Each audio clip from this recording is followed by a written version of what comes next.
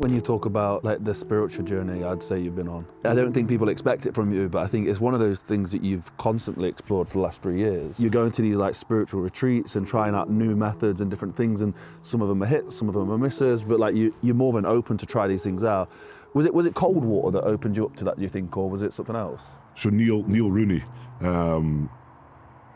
great guy. Like he's probably one of the guys that kind of helped unlock something, I think, or be more open to things, because we're so closed off. Like if I was to say I went on this retreat with a group of guys, we did X, Y and Z, we were all doing breath work, we're like going into this mad trances and we're crying, laughing, people would tell me, maniac. You know, that's people's first reaction, is like, oh, you're crazy.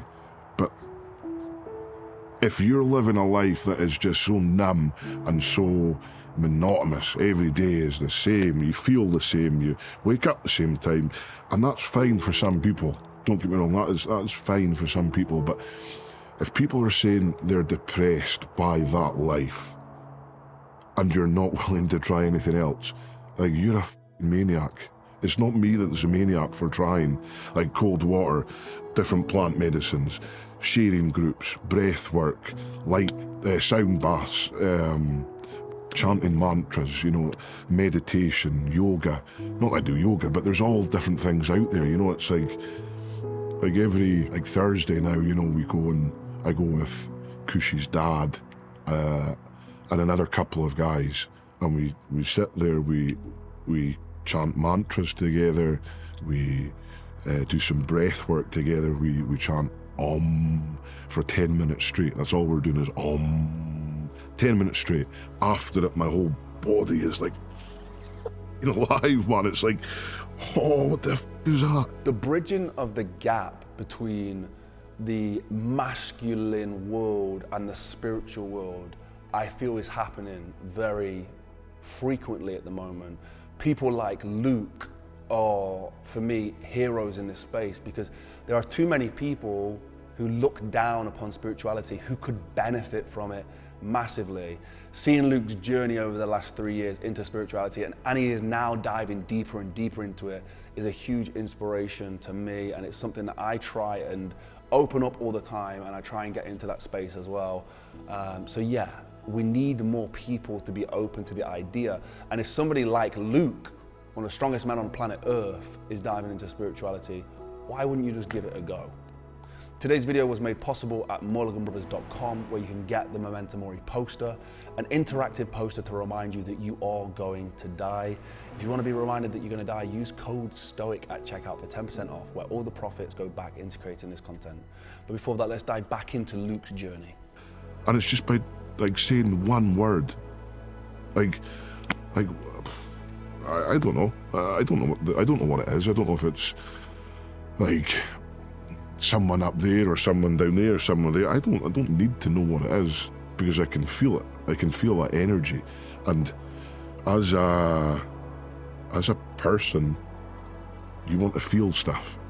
Like, no one wants to wake up and just be numb to everything. You know, our bodies are made to feel things. So for me, doing these things, I feel so privileged that I can get to experience different things like that, because if I was still in my old job, that offshore worker, you know, you're trying to be that person. Now, I'm not trying to be anyone now. I'm not trying to be a strong man. I'm not trying to be a business owner. I'm just experimenting. I'm looking into different things. Like, okay, that was cool. Jesus, I just spent a day, like, did a retreat down in Pitlochry with a group of men that were struggling in one form or another. No, they all had experienced trauma. And the most powerful thing was, at the end of the day, like, so we opened up, we shared stuff, why we're here, what we're hoping to achieve by it. And then by the end of the day, like, we all shared it again, and the change of energy, it was like people realized what was going on with their trauma. You know, you can release that trauma, and that was one of the wildest experiences. Like, for me to be able to be connected to everyone. Like, at one moment I was like trying to put out energy like into the room to like make sure everyone's okay, and then shooting out energy to try and tell Kush, like, Cushy, I'm fine. Don't worry about me. I'm good, man. Like, just chill. But like, if you feel that energy, and you can like I feel connected to you at the moment, you know, because we're talking. We're like, there's energy in everything we do, and I think it's just been open to that, you know. So there's all different things. There's, you know, plant medicines. There's ayahuasca ceremonies. Not I've done that, but you know, it's like, why wouldn't I do that? Because there's been so many breakthrough people like that are just like buzzing from it, and I think there's so much out there that we're not even open to exploring. Like, if I'm sitting here saying we chanted with 4 different people, and I chanted for 10 minutes, and I was buzzing off my because of that. It wasn't through drugs, it wasn't through anything, that was just through chanting one word. People watching this, it might work for them, it might not. But if you can feel something different, then rather than be depressed and numb to what could be out there, I think for me it's very nice to think that there's other things out there that we can do.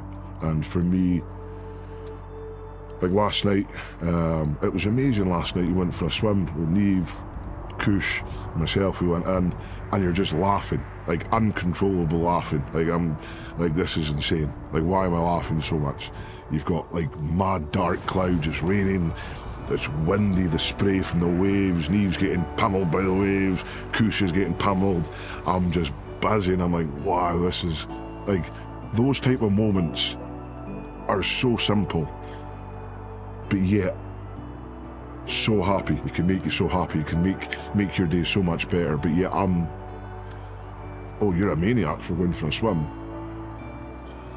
I might be a maniac, but I'm happy at the end of the day. You know, I get to go home, have a nice evening, be happy, chill.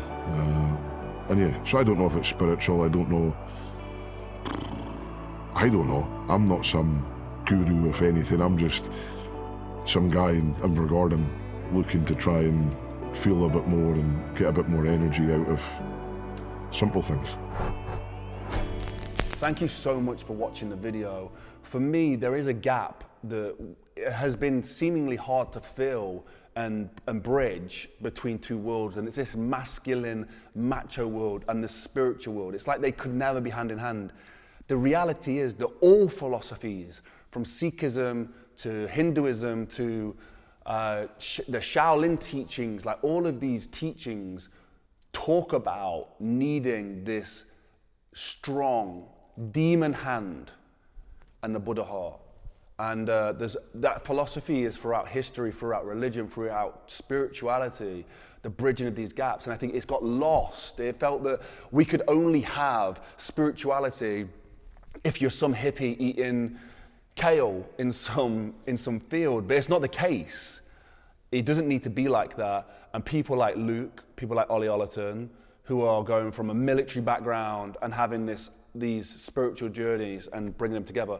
Someone like Luke, strongest man in the world, bridging a gap with spirituality is like a hugely important thing, because it shows you guys you're not as masculine as him. And he's doing it. And he's saying that these 2 things go better together. I can be more dominant in sport. I can be more aggressive in sport when I've got this centered feeling. This being right here in the middle allows me to operate at my best.